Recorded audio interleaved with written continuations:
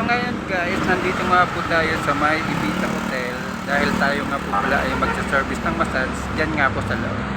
Kaya tara guys, samahan nyo po ako na mag-service ng massage dito nga po sa Ibiza Hotel. Tara, let's go!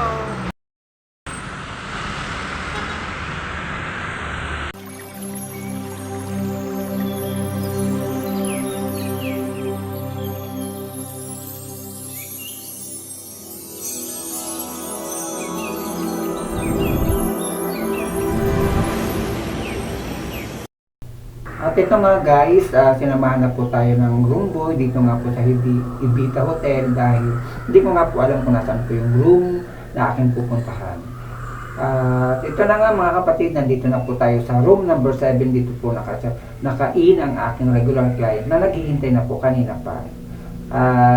Yan nga, dahil hindi naman natin pwede ipakita kung paano po ang ating pag-service. Ito, tapos na po tayo mag-service ng massage at tayo po ay nakaligo na. At ito, nagsiselfie-selfie or nagbibideo po tayo para may pang-upload naman po tayo sa ating YouTube channel.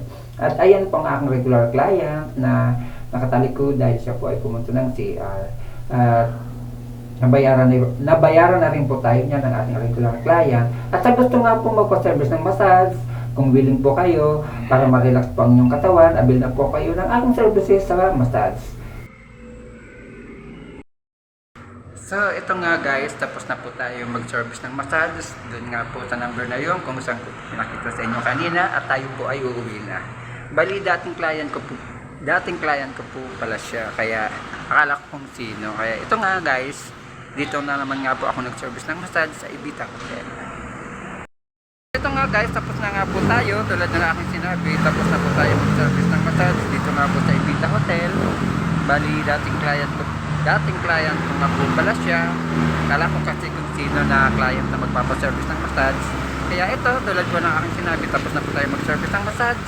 At dito ko na nga po tatapusin na aking vlog sa hapon na to. Ang Ibiza Hotel po ay dito located sa may SM Bacoor. Near lang po ng SM Bacoor. Ayun po ang SM. Ayun ang SM. Lakad lang po kayo papunta rito. Magmula din po sa SM. Mga ilang minuto lang po. At nandito na po kayo sa Ibiza Hotel. So, dito ko na po tatapusin ang aking vlog sa tanghaling ito. Isang mapagpalang tanghali po sa ating lahat. At bye-bye. God bless you. So, ito nga guys. Nandito na nga po tayo sa aming lugar. Dito na nga po sa may Binakayan. At tayo po ay tapos na nga mag-service. At ito ay pauwi na po tayo sa aming bahay. Sa gusto po magpa-service ng massage dyan, PM lang po kayo.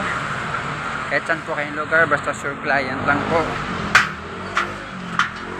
Willing naman po ako pumunta sa inyo. PM lang po kayo sa mga gusto magpa-service ng massage dyan. Bye!